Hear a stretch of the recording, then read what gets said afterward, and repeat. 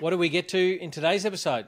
There was a bit of a theme to today's episode, starting off with SBF and the guilty verdict across all charges, which then led into a discussion about WeWork filing for bankruptcy or going into bankruptcy. And we discussed the rise and fall of F45 and gave our view, a bit of analysis from a LinkedIn post that we really liked. Yeah, F45 is not a tech business, so to speak, but there's always something to learn. And one of the things we discussed is that the common theme across companies that reach amazing heights only to crash down to zero is that there was a level of unhealthy growth in there, and that healthy development is really where it's at, whereas unhealthy growth inevitably leads to problems. Which also led into a discussion of that balance of the good versus potentially unhealthy with the story of Eucalyptus and their growing pains as they generated 100 million revenue in the space of 15 months, but also came under the scrutiny of the TGA regulators. And we talked about a study of where unicorns had come from and added absolutely no value, and we'll let listeners work out to take from that. And we discussed some of the recent raises in the fintech space and gave our thoughts on some of the positive signs occurring in the market. And then ended on some good news with the announcement of funding 31 million for the Climate Tech Hub in Sydney. Yeah, led by Investable. So let's get into it. And do you know who today's podcast was brought by? Suncorp. No, but I can tell you who it wasn't brought by. It was not brought by Optus. Oh, fuck. All right, I'm glad we weren't recording. Yes. How are we, guys? Good. Jack and I were just saying it's been a long day. It has been a very long day. It has been. Normally we record at 8:30 in the morning. It's now 6:36 p.m. So I'd like to do a shout out to my darling wife who's currently wrestling a 4-year-old, a 3-year-old, and practically a newborn. But as she has not agreed, we've got to stay consistent. Thank you, Libby. I don't know if you actually listen to our podcast. You probably don't. As if she would. Are you serious? No way. Well, thank you, Libby. Yes. Meanwhile, my kids are downstairs making their own dinner. So thank God they can do that. Yes, Optus totally screwed our patterns today, trying to get a few things done, not just with Aaron's internet, but with a lot of people that we were talking to. It turns out Optus is actually a thing. Yeah. It turns out there's entire hospitals that actually run off the Optus network and they become dysfunctional when there's an outage. They ran, Aaron. Well, true. I have a sneaking suspicion. But these are the kinds of things that give people like Elon a free pass to try and get some of his tech in. Yeah, very true, actually. Or at least having a backup. Between that, we did have some wins. We had a very good IC meeting and our next deal is approved and through. Yes, so that is technically going to hit the email tomorrow. So that's a win of the shout day. out for registered investors that legally sophisticated in the eyes of the ASIC laws. I love that you clarified legally sophisticated as opposed to otherwise sophisticated. Let's be honest. I'm allegedly a sophisticated investor, but sophisticated in the same line as Don McKenzie would seem a little bit odd. No, but a good day overall. And here we are talking about the news of the week. Yeah, and we've got the offsite on Friday as well. And tomorrow I'm in Melbourne for the full day with a portfolio company, which really excited about helping put together a few strategic bits and pieces. So yeah. Yes. Big. All right. Let's get into it. We're going to kick off by talking about 5 weeks of trial, under 5 hours to be found guilty. I think that says a lot. And guilty on every charge, wasn't it? It was across the board. Yeah, all accounts. Yeah. All accounts. I don't think there was any wiggle room for a lot of those things. Based on what I understand of him and how everything came down, he's about to very much experience the consequence. Yeah. Maximum potential sentence of 110 years. Crazy. And my kind of read of him, absolutely naive, didn't know what he got himself into. And these are not defences. Well, it sounds like they are, Aaron. No, I didn't realise you were. Aaron's a Sam Bankman-Fried. Not at all. Not at all. Like, there's no oversight, no governance. But Jack and I were talking about this today. You look back at some of the press coverage he received in the heyday before all of this unraveled. And he was held up as this genius building this innovative fintech. Like we discussed before, to me, if there's just a whole lot of red flags. And when a young company starts getting lots of cash, or the founders start getting lots of cash to go and buy all sorts of other things, that generally really only means one thing. And that's what's come out. But for me, I mean, we don't have to re-prosecute all of the stuff. It is what it is. But I'm always fascinated, given the roles that we play in trying to find deals, investigate deals, decide to invest. It is not easy sometimes to stay away from FOMO in a hot sector, but just the amount of this week's pivot episode was really good, just unpacking some of the letters and some of the correspondence from people like Sequoia and just how they threw themselves. And then even then, from a due diligence point of view, I'm always reminded, one of my favorite movies is Enron, The Smartest Guys in the Room, which is just unpacking the whole Enron debacle. But a lot of that in its peak was because people would just ask Jeff, and whatever Jeff said went. Yep. And when you have a look at a lot of these FTX stuff, they were just emailing balance sheets, emailing spreadsheets. Nobody really did any DD. They just took it on face value. And for us, I think the principle that we try and apply is that we can ask Jeff, but we've actually got to peel the onion a bit and actually ask for source documents, talk with the customers, talk with advisors, talk with the board, see the real source documents. I just don't think there's any way around that, even if you have 100% trust in the founder. Yeah, totally agree. But how much do we see this play out where there's some sort of credibility anchor, like a big name investor, or so-and-so's involved, or this person's on the team, or they're on the cap table already. There's a certain amount of like trust bias that comes from a credible name. Yeah. And it's almost like the outsourcing of responsibility. And I think this is, to your point, like a reminder that you have to do the work yourself. You can't outsource the responsibility or make assumptions, but you have to actually do these checks. And in our case, we outsource it to Jack. It's a group effort, team. But I think it is true. There are some social proof aspects that come from some of the big names, and it's good to understand. I almost find it a bit of a challenge to find things that others haven't found or haven't seen, or in our world, we have to be contrarian and right. And from a return point of view, being wrong as little as possible helps. Yeah, absolutely. And following that same theme, the other news this week was WeWork going bankrupt. Another bright, shiny, rising company that was in its heyday. But then quickly, I think the demise happened. It was quite a predictable bankruptcy in the end. But it's amazing you use that word predictable. What seems like predictable. I must admit I'm embarrassed to say when it did become public on the public markets, I didn't place my bets and missed out on what I think was a slam dunk opportunity on the downside, but other people thought it was great. Yeah, it's true. I mean, look, are you going to show the chart, Don, of the WeWork we crashed? WeWork we crashed. Yeah, I can put that. We crashed. We fucked up. We did it all. Yeah. And I think the other piece here that's loading up, the other interesting thing for me with WeWork, having run a small co-working space myself and been in the startup ecosystem and helping a lot of the other smaller co-working spaces, which are quite different, like in the sense of startup hubs. But WeWork actually became a significant competitor to a lot of them and actually pretty much wiped out a lot of the smaller community-based co-working spaces. And so this is actually, for me, this is quite a sad story because here you have this phenomenally well-funded, resourced giant in the market that went and captured market share at the cost of all these kind of independent operators. And now here they are ultimately crashing. And it's very sad to see, like in terms of the impact on others in the market. What was the reason for their crash? Other than not having profitability? Did they not hit profitability? My understanding of their spaces, I was always blown away. When I first saw WeWork spaces, I think the first city I visited, I think it was maybe Seattle where I first saw them, or San Francisco. You look at these spaces and knowing the economics of a co-working space, and here were these spaces that you could go and get free beer on tap, which even just as a cultural statement is quite interesting of itself. All sorts of free services left, right and center. And it was very much treated as it's a land grab and we're going to scale and we're going to capture and we're going to do all these things and we'll worry about profitability later. But that inevitably caught up with them.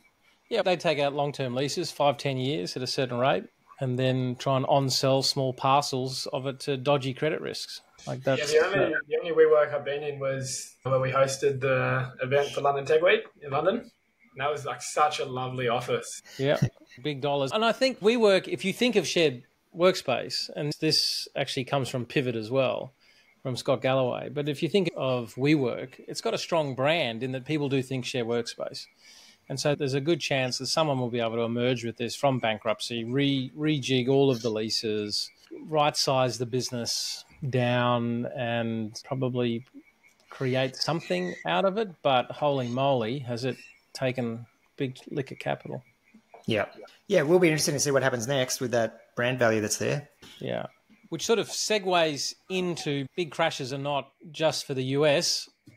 I saw something that came out that F45, there's 151 distressed franchises for F45 gyms up for sale. And there was an article written by Alex Turner Cohen that talked about, it was Ralph Friedman who did an article of going from $0 to $2.1 billion in market cap all the way back down to zero.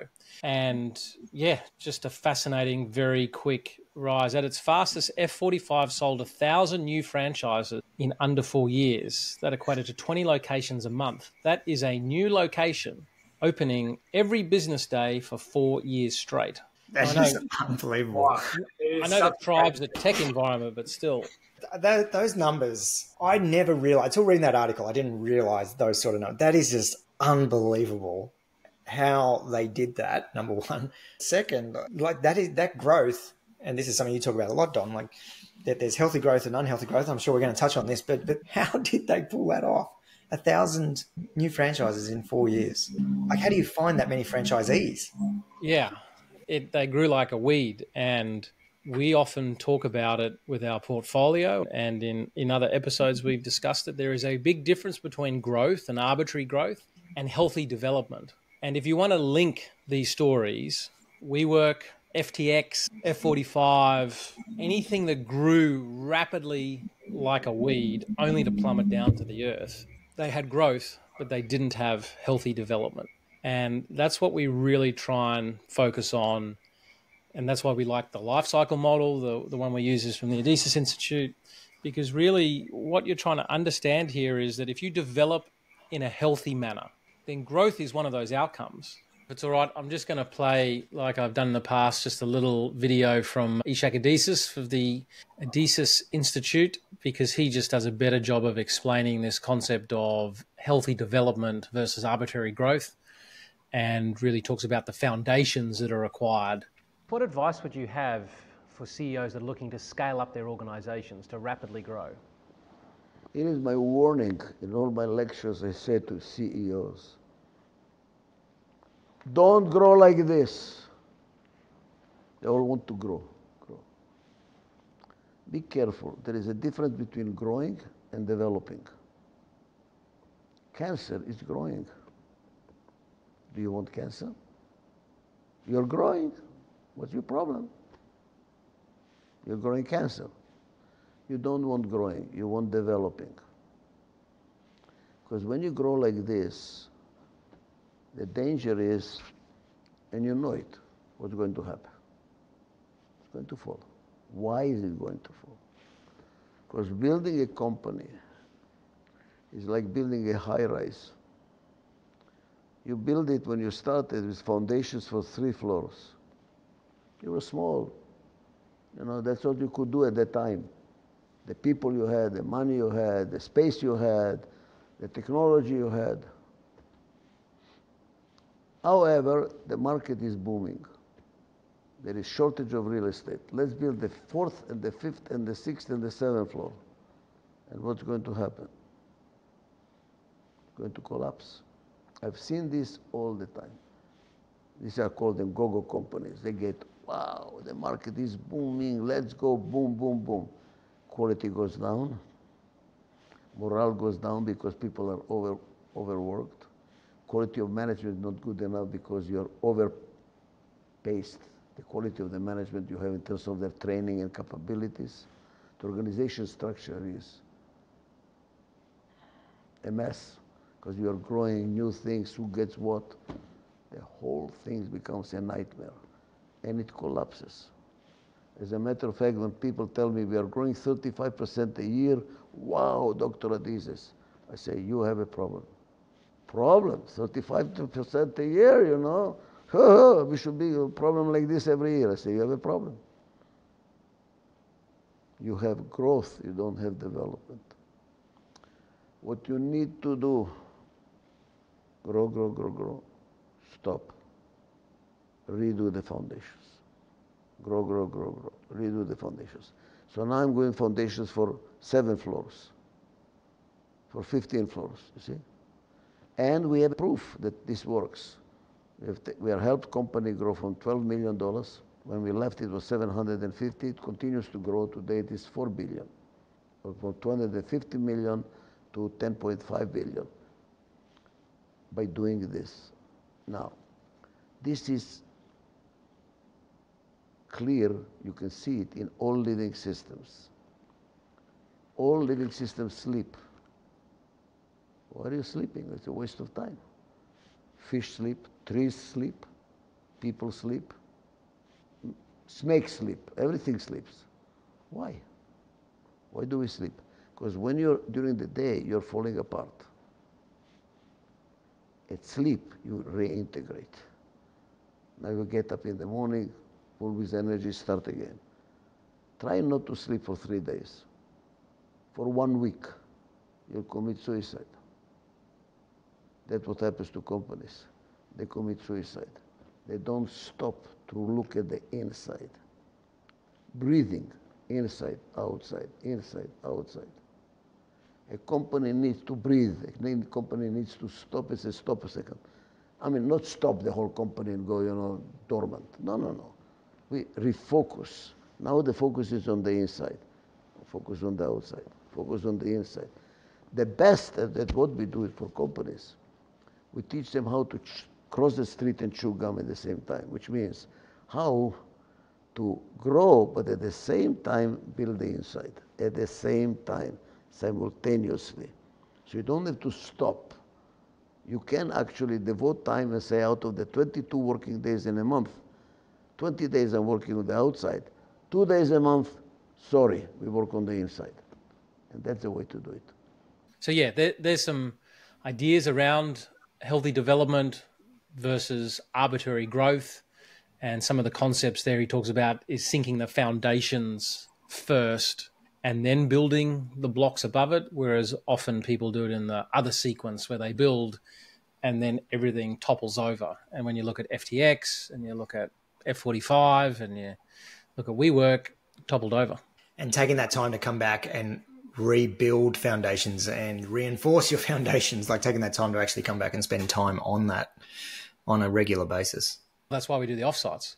Yeah, completely. Right? The offsites are going to a different environment and you're actually looking inside. There's the breathing in, breathing out that Dr. Adizes talks about there. And really the offsite is around that whole integration, foundations, getting the brain space and making sure it's tailored to your organization, because no one size fits all.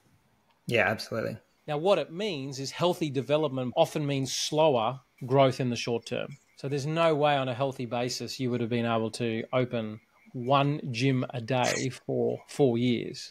And they've now, the franchisees, shareholders, investors, Marky Mark even, and the Funky Bunch, because he was one of the primary spokespeople that were paid a huge amount of money. They're now dealing with what unhealthy growth looks like, a company that's not going to be here. And don't forget all the F45 gym goers who are now going to have nothing to talk about. They used to just be all talking about how they go to F45. Well, Jack and I were talking about this earlier. I go to Fitstop. Jack doesn't have to go anywhere. He just achieves greatness. Yeah, the virtue of youth and really good genetics.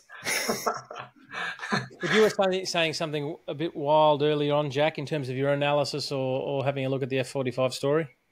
Yeah, like I don't know very much about this space, but it just seems hard because the incentive for the parent company or the group companies, their revenue is a revenue share and selling gym equipment to the new franchisees.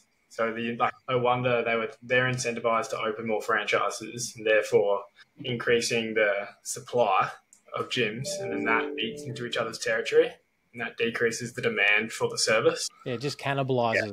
But on top of that, like F45 were the first to introduce that 45-minute HIIT training, and they definitely did have the first mover advantage, and they weren't subject to competition. But now, as Don said, there's FitStop, there's so many other competitors that have entered the market, as well as more F45s popping up. It's just such a saturated market right now. Never be in a easy to replicate commodity type product that's subject to low barriers of entry and high competition. Yeah. Ultimately, the race to marginal profit ends up at zero. And this is what we've seen. Absolutely. So the lesson here is concentrate on healthy development. If you don't exactly know what healthy development looks like or want some roadmaps, listen to some of the podcasts, come to the LinkedIn page, go to the website. We have some things there that we make open, not just for portfolio. It's not like we picked these for this theme, but there is a bit of a theme to the news that we're chatting about this week across these companies.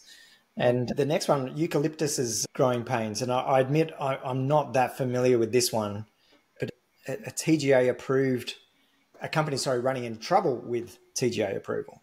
Yeah. And again, coming back to the life cycle, in the early phases of the life cycle, healthy development is all around building the right systems, processes and controls, approvals.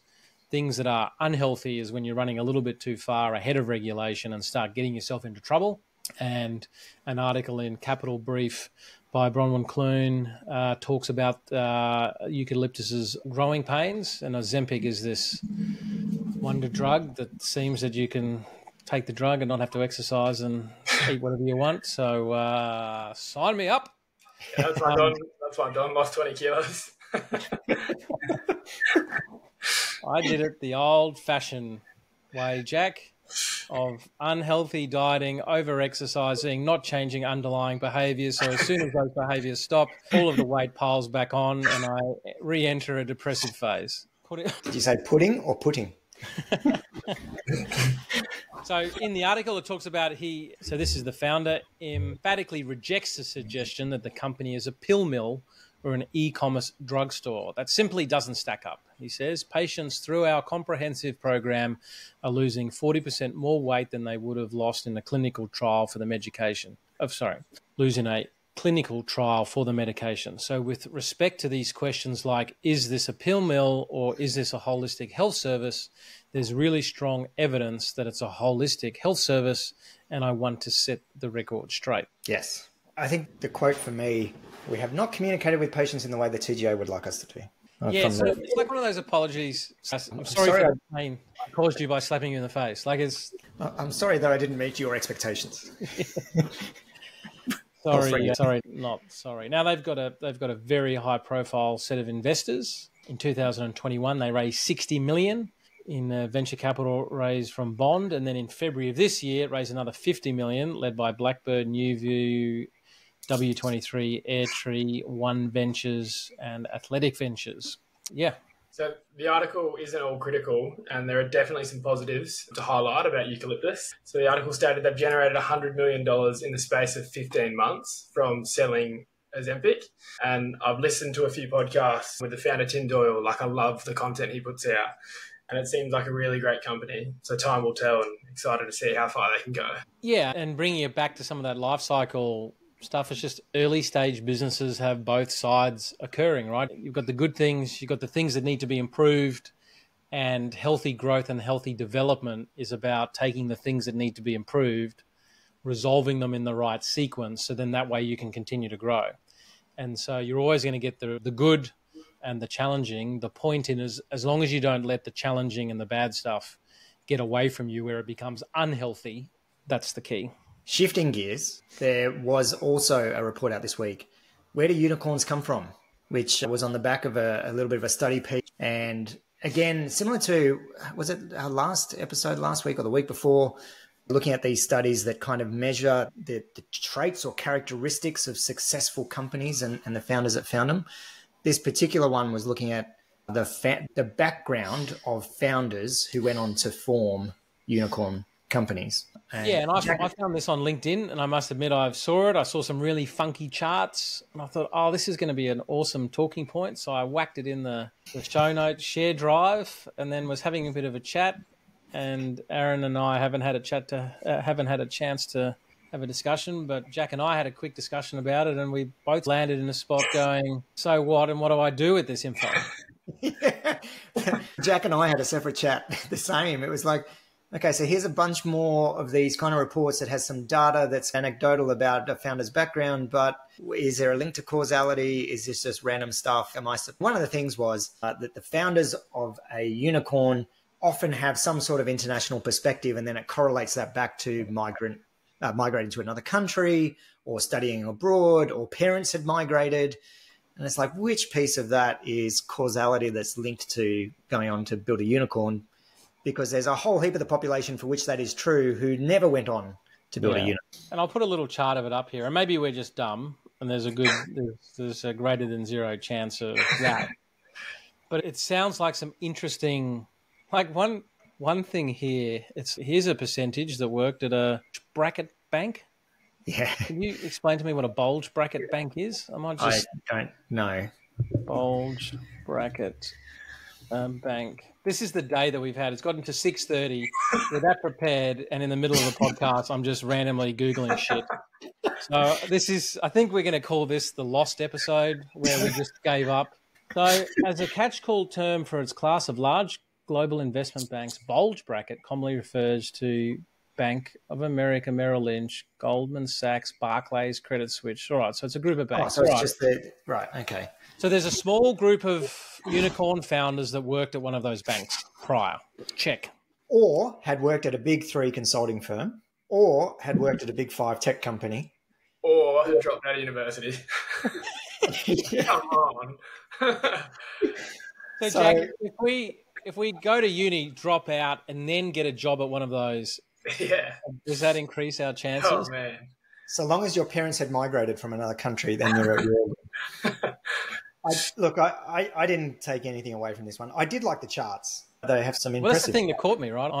They got me with their... This topic always catches us because we are so fascinated by the humanistic side of entrepreneurship, and all of us are quite passionate about looking at all of these different types of studies and how do we categorize, how do we measure, how do blah, blah, blah. But in this one, I have to say, didn't really offer me anything that I could take away as a tangible insight. So we'll still put it up there, and love for any feedback of maybe people can tell us what we've missed out on or have not read properly. But what we can segue into is irrelevant how unicorns are born. One of them, or a couple of them, Airwallex, an employment hero, and again in Capital Brief, just pulling it up now, Andrew Cornell wrote that Airwallex, an employment hero, show that the fintech freeze is thawing in Australia. That was his assessment. Yeah, so I had a bit of a counter view on this one. So look, great to see that these companies are getting these rounds away and these sort of valuations and everything else. But my read of the data over the last 18 months, and particularly things like the Cut Through Ventures reports that do their quarterly updates on the investment market in Australia, fintech has remained pretty strong through this last phase and has pretty much been leading and continue to lead the investor interest, but also in terms of deals and volume of deals and value of deals. So I don't know that they've suffered any more than others in the downturn. So I did have a bit of an issue with the phrasing of the fintech freeze, but nonetheless, like good signals in the market, right? Like beyond fintech, these are great signals in the market. Yeah. Yeah. And I think personally, I also just want to do a shout out to just the whole Capital Brief team of the reporting that they're doing, the way they go about their reporting, and just the journalism in general is just really great in terms of the tech sector. Oh, I absolutely love it. Like those long form articles, researched, multiple opinions that they've sought, that they bring in. They actually do some deep interviews and deep dives. It's part educational. I think it's fantastic, quality journalism. Yeah. So we'll put that link into there. And this is springing it on you, but it is linked a little bit into the topic of a freeze. But one of the things that I will put in there is there's just a chart on the corporate venture capital numbers, and corporate venture capital, as you would expect, is just way, way down. And a lot of founders should assess how a corporate venture capital operates and ask the right questions to determine alignment of interest. Concrete pointers coming later this week a lot of founders revealed a lack of knowledge around corporate VCs and how they operate and how they come in different flavors. Now, one of the things I was talking about is that corporate VCs do come in and out. And the problem is that if you need them there for follow-on and you're expecting them to be there for follow-on, and something has changed inside the corporate, and worse than not being able to follow on is they're now actively trying to get off your cap table. Yes. As one good friend of Tribe has had to deal with multiple corporate shareholders saying we want out, and suddenly you're having to be distracted in trying to keep things afloat. You've just got to be very careful of where you're taking those dollars from. Yeah, completely. We've talked about this before, and we've seen this play out so many different ways, so many different times. One thing, just randomly on that, what was interesting for me in the last 2 weeks was Telstra actually going to market to recruit for a new manager for their Mura D portfolio, which was quite interesting because having worked a little bit in that space with Mura D and with Telstra back when the program was in its heyday, they killed it off and didn't quite know what to do with it. So it's interesting that I don't know if they're reviving it, but interesting that they're back in market looking for someone to lead that again. But yeah, we've covered in previous episodes how the corporate venture interest and appetite has dropped. A lot of them closed down the CVC funds and were looking to exit positions. So I think that often happens in a cooling market, and then the market will get hot again. There'll be some new people inside the corporate. They'll say, what's a really good idea? Yeah. We should have a VC arm. We definitely shouldn't go and partner with like specialists in the area that have all the infrastructure and deal flow and all of that, so we can put our capital to work and maybe bring some influence to bear. Let's reinvent the wheel so we can build some things up and do it all again. Absolutely. We know how these behavioral incentives play out internally, and the market's at a peak time when Suncorp have their 4 different internal innovation divisions that don't actually work together or with the ecosystem. That those days are long gone and they have none now, but that cycle will come back and we'll see more of those programs be reinvented. I would just like to say if my house burns down, I would still love them to my insurance, notwithstanding the negative comments made by Aaron. Is this where we introduce our first advertisement during the episode and it happens to be Suncorp? Yeah, not tonight.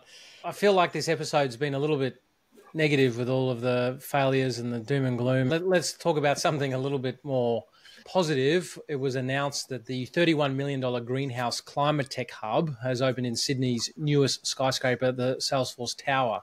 So the City of Sydney has provided with $31 million in funding and is being run as a subsidiary of venture capital firm Investable for the next decade. And so essentially, the greenhouse spans the first 3 floors, 3,800 square metres of the 57-storey sales floor, and they're going to provide subsidised office space to climate tech startups and scale-ups. Yeah, and it seems they've had pretty strong interest. I remember seeing the article talking about 50 companies having already applied for space in the hub, as well as 20 other startups and some VCs already being based out of there. So a great initiative. Like I'm a huge fan of hubs to bring community together and create those random collisions and the amazingness that comes from them. And I think also great to see Investable leading this one, given that they did have their $100 million climate tech fund that they launched back in 2019. So well placed, and Investable are good friends of Tribe, often referring deals our way and have a great reputation in the market. Yeah. No, absolutely. And I think going back to WeWork, I would much rather companies are inside these ecosystem type hubs because they just come with a network and a community and mentors and events that are actually all baked into the cake. Yeah, completely agree. And it's great to see the City of Sydney actually prioritising this and recognising the need to subsidise these spaces. Going back to the WeWork conversation, one thing I have seen fail time and time again in startup ecosystems is when an operator comes in with a co-working model trying to make a profitable co-working business targeting startup companies. it almost never works. And part of the reason is these startup companies typically don't have the resources to pay full commercial rates. But I think it's great to see that the hub supported in this way. And I'm sure there'll be a lot of programs and the soft wetware of support that gets wrapped into that as well. So fantastic outcome. Good. I can hear World War III breaking out in the house. My office is outside of the house, so when you can hear inside the house, that is a signal that unless I want institutionalized therapy in the future, yes, we might have to wrap it up. So what are we looking forward to? The offsite. Can't wait. I think we have 50 or 60 people for the Friday night.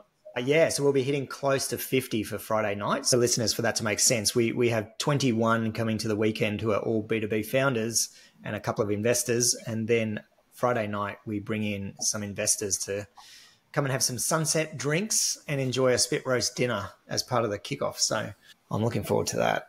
Yeah, no, I'm looking forward to it. And as part of the process, we've accumulated what people are hoping to get out of it and what some of their pain points are and what their challenges are. So we've been really fine-tuning the content. And I'm looking forward to it. Yeah. Looking forward to hanging with your boys face-to-face for a bit. Yeah, it's been a while. Yeah. It has been a while. I see you got a haircut just in time, Jack. Yeah. Looking sharp, Jack. Looking sharp. Well, we did. It's always interesting how our pitch calls get a little off track. Like today, how we got onto male pattern baldness. It wasn't supposed to be an attack, but no, that wasn't an attack. That was advice. I thought that was. That was an attack. It was advice. Jack, you need your own podcast. Yeah, no, I like that. You've got to have the positive vibe. And so, yeah, that'll then end on Sunday, and then we'll do it all again. Tomorrow, I'm in Melbourne, I think I already said, with a Portco. So looking forward to a 3 a.m. start to get to the airport for a 5 a.m. flight. Are you back tomorrow night as well, Don? And then back tomorrow night, get back in at 8 p.m. So then that way we can load up and head down on Friday. The glamorous life of VC. Yes. Meanwhile, I'm off to a uni to be on a couple of panels to talk to academics about how to properly engage with industry to achieve commercialization outcomes. Oh, cool. Where's that at? Griffith, I don't know which campus, one of the Griffith campuses. Okay. Enjoy that. Don't forget us when you're famous. It's not that sort of event. You do autographs? All right. Hey, guys. See you. Thank you. See us. Bye.